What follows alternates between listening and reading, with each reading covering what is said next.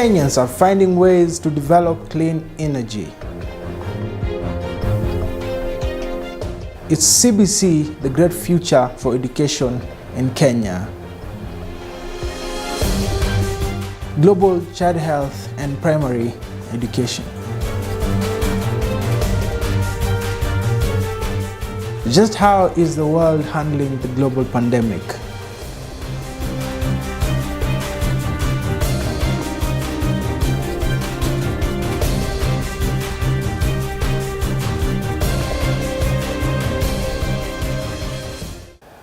Good afternoon and welcome to MTV News at 1. I am Mark Mchuma, broadcasting live from Nairobi. We welcome you to join this conversation on Twitter at MTV News, at Mark Mchuma, and also use the hashtag MTV News at 1. And also, you can send in an SMS at 2233 at normal SMS rates. Now on to our first news headline. Day in, day out, Kenyans are finding ways of developing clean energy. This is because of the rise in fuel prices, gas, and charcoal. We join Mr. Ombati, who is a young entrepreneur who is finding ways in creating this clean energy. Renewable energy helps conserve the nation's natural resources and provide a reliable power supply under fuel diversification, which enhances energy security and the low risk of fuel spills while reducing the need for importation of fuels. The residents here in Kiserian greatly benefit from such ventures as it also helps them save money. My name is Elvis Ombati and I do briquette machine fabrication and also I do production of briquettes. I started the business back in 2010. As an entrepreneur, I was doing briquettes first before I decided to go to the briquette fabrication of the briquette machines. So it was a challenge to produce because we did not have efficient machines, the ones we were buying locally from our local fabricators. So yeah, that's when I decided to start the business. Since I'm an environmentalist, so I decided to start the business because other sources of fuel like firewood and normal charcoal is a bit expensive and they emit a lot of fumes which affect the environment. So I decided to look for an alternative of the dirty fuels. So that's why I decided to do the business. The challenges we encounter is not many people are ready for change. So basically, like in Africa, you know, we are a bit slow to change in acceptance. So for the briquettes, people are used to using the other sources of fuel like gas and dirty fumes like firewood and charcoal to cook. So it's a bit challenging to introduce people to a new source of fuel like the briquettes. Yeah, I think yes, there's a time where people will accept the clean energy, but it will take time. You know, the government also has to assist us in convincing people to use clean energy than using the other dirty fumes and gases to cook. We are slowly encouraging people to use the briquettes and it's working well, it's doing well. At least in every county we have a machine, every county in Kenya, so, and the response is good. Yeah. The government supports us through projects like women groups and youth groups. They bring those groups together and buy for them machines and encourage them to produce briquettes using biomass so that we can help the community and encourage them to use the briquettes instead of dirty fuels. My business helps other people to save money. For instance, we use biomass to produce the briquettes. So biomass is a cheaper way, it's a cheaper raw material to use than other raw materials. So if one sack of normal charcoal is going for maybe 2,000 shillings, one sack of briquette goes for how much? 1,500, yeah? So you see the difference is 500. And one sack of briquettes will last you like 2 months in a normal household, while the 1 sack of charcoal will last maybe a month. So you see there's a lot of saving there. I have about 4 employees. I have 2 fabricators and 2 producers of the briquettes. So yeah, plus me, so we work together, hand in hand. Yeah. Renewable energy. First, it's efficient. Second, it's environmental friendly. Most Kenyan societies are adapting to this new clean energy by the use of biomass. For example, briquettes. And another example, biogas used for cooking. Clean energy is the way to go. Sir Elvis has embraced it. So should you. Reporting for MTV News, it's me, Chege Preston. President Uhuru Kenyatta has unveiled a new state department of the ongoing curriculum, competence-based curriculum development, the CBC, which the Ministry of Education created a task force that ensure that this is implemented. The CBC curriculum has by far been one of the greatest implementations done by the Jubilee government, with a task force being created to ensure that we change our education system, which has been producing more graduates and less job opportunities. What I can say about the CBC curriculum, it is a good system. And comparing it to the previous, the 844 system, I think this one is creating room for all children. Whereas the 844 system was not doing the same. It concentrated more on book work and especially what was done in class. The highest concentration was on book work. So many of children were left outside, and those who are not able to do well in class were not considered anywhere. They ended up not doing the best in their lives. So to me, the CBC curriculum is a good system. I can't say we are very good in adjustment. We have not adjusted. We did not, in the first place, it was a struggle. When it came, when it was introduced, we did not know exactly what it was all about. We struggled very much to get into it, though the government tried to do trainings, and it was not favoring the private schools. Mostly the trainings were meant for the public schools. So we had to struggle to get there, to take our teachers for the training, and for the school to understand what it is all about. But we thank God, I think this is, at this time we are better off. We have sourced trainers from the government section. They have come, trained our teachers, and we are now able to do the system, or to implement the curriculum without a struggle. But for the teachers, the challenge we are going through is, one, you train teachers today. They work for like 1 year in your school. Then after after years, you find that they are gone. So the challenge of teachers is something we do not know how to go about it. Because when they go, the ones you get, some of them are not trained.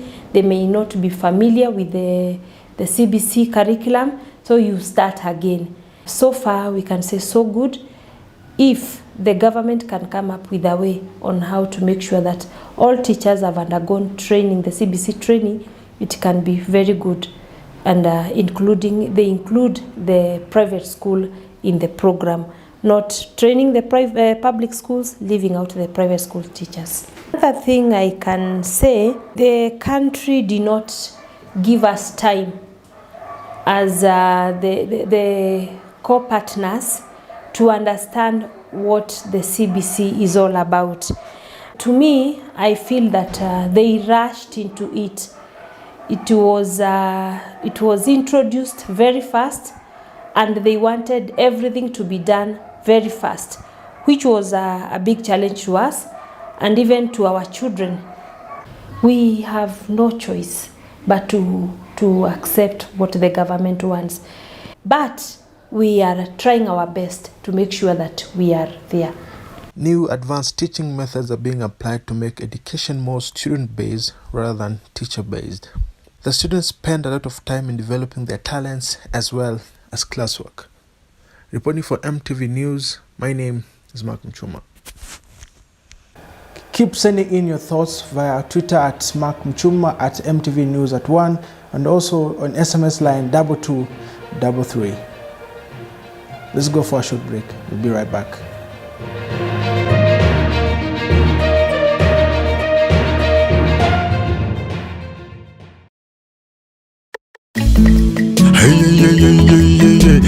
Nani amekunywa maziwa yangu ya lato? Nani amekunywa maziwa yangu ya lato? Mama, kuja hapa. Baba, tuko yako. Maziwa yako ya lato, tuko yako. Hebu liza mama. Mama Jenny, uko wapi? Niko hapa Mama Jenny. Mama Jenny, wapi maziwa yangu? Maziwa gani? Mama Jenny, wapi maziwa yangu? Maziwa gani Mama Jenny? Sawa lato.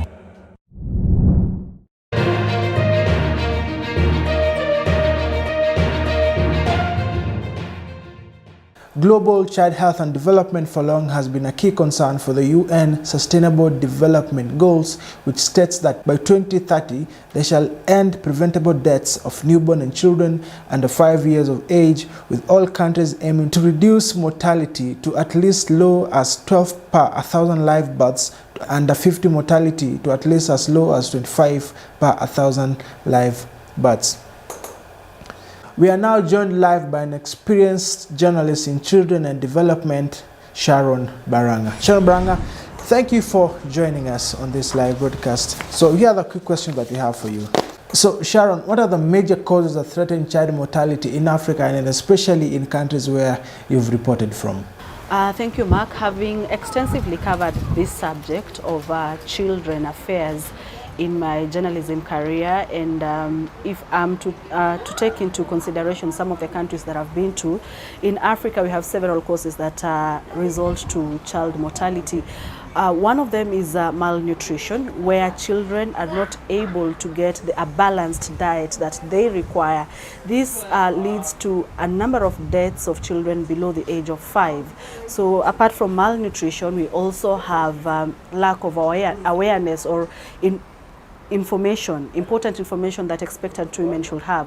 We have a number of women across the country, across Africa, who are yet to see the benefits of attending prenatal clinics. And it is during these clinics that health officials or experts are able to identify a challenge or something that could lead to a complication during birth, and it is attended to early. So if this is not attended to early in advance, then it also leads to child mortality. Then in Africa we also have diseases like malaria, we have diarrhea, which also leads to child mortality on the continent. How does parents' mental health affect infants even as they develop? A parent's mental health is very critical to a child, even from the time when they are in the womb. For example, if a woman or an expectant mother is stressed out, it will definitely show in the it will definitely affect the child psychologically, and this can be traced even scientifically. It can be seen that a child who was, for example, in its mother's womb and the mother was not 100% mentally okay, the child will have traces of the effects from the mother. So it is very paramount that when a mother is expectant, their mental health is in check. The mother, for example, is not supposed to be stressed out. The mother is supposed to be, you know, in a place where they can be taken care of well. They are happy. They are, you know, something like that.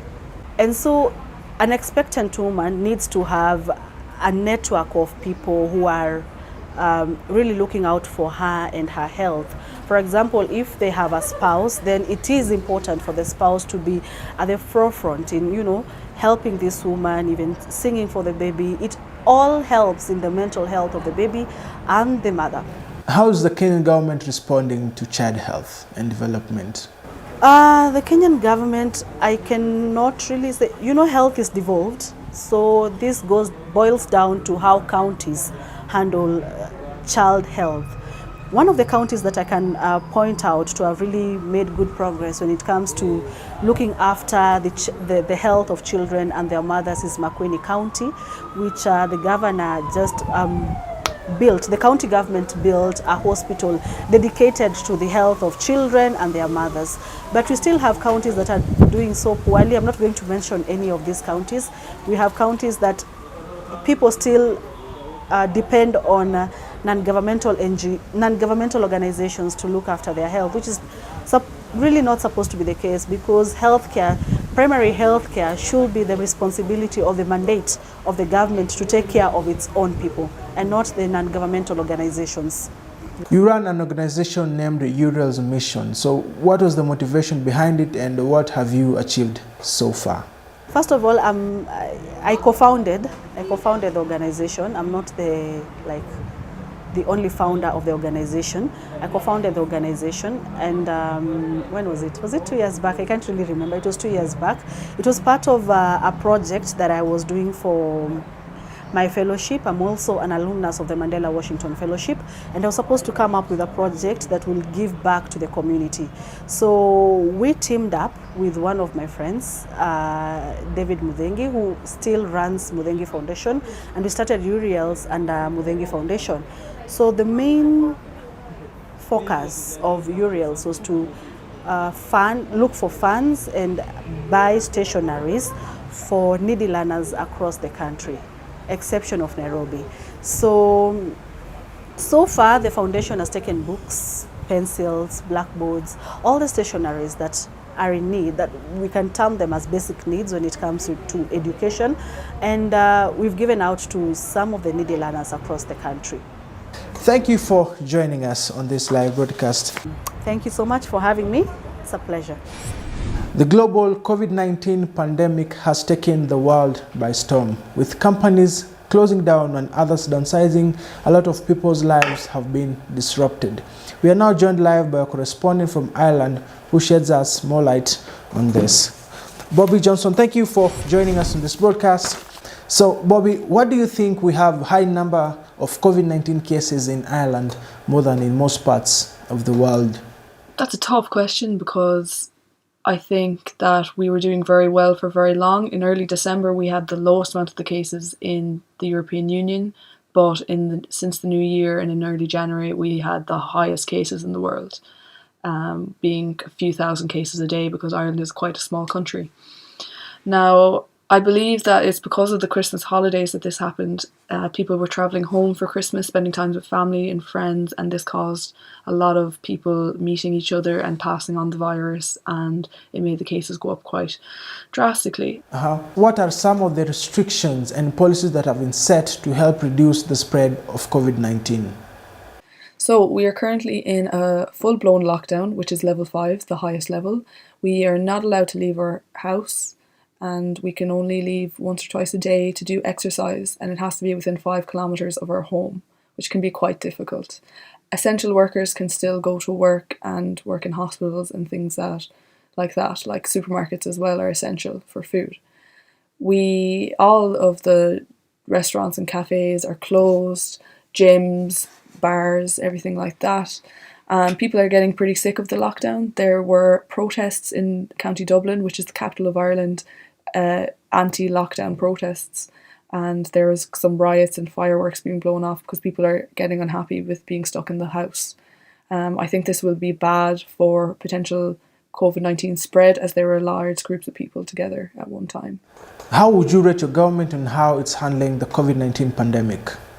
That's an interesting question. I think it's very difficult, as we've never had to deal with something like this before with the pandemic.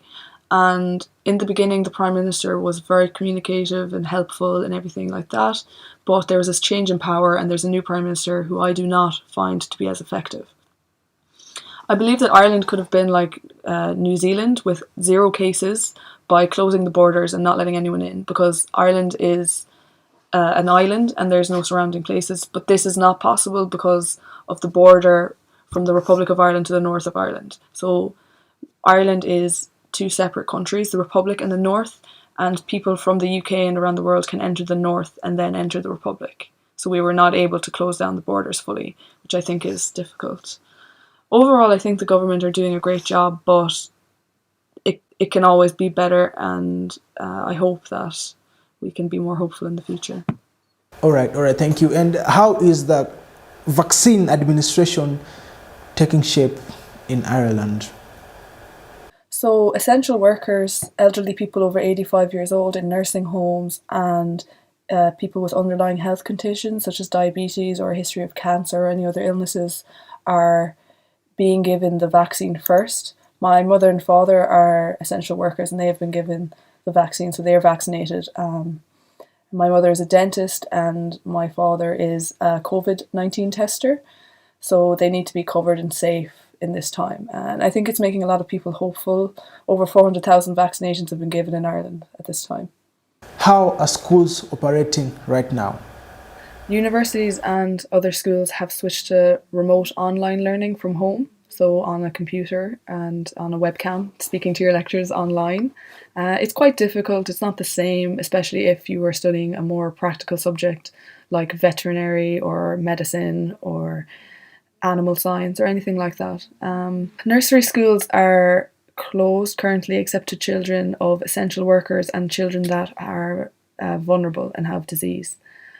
They will be reopening on the 8th of March, which is in a few days, I think, and we're feeling a bit more hopeful about the vaccination process and everything, so hopefully schools can maybe open in person again soon. I think our government has done possibly as well as they could in the situation. Like, no one could have predicted this. Obviously there's always going to be people who aren't happy, but we had our Prime Minister was actually a doctor previously, so at the very start of the pandemic he was very quick to react. We went straight into a 2-week lockdown and you couldn't travel further than 2 kilometers from your own home, which, you know, was all obviously very tough and strange all of a sudden. But the government, they were getting advised by the National Public Health and they were going with their recommendations. So since then, we've really just had a series of lockdowns. Either like restaurants and cafes have been closing. Everything that's not essential has been pretty much closed down. All right, Bobby, thank you for joining us and also for shedding in some light onto this. So remember to send in your comments at MTV News at 1, at Malcolm Chuma. Use the hashtag MTV News at 1. My name is Malcolm Chuma. See you tomorrow, same time, same place. Stay safe.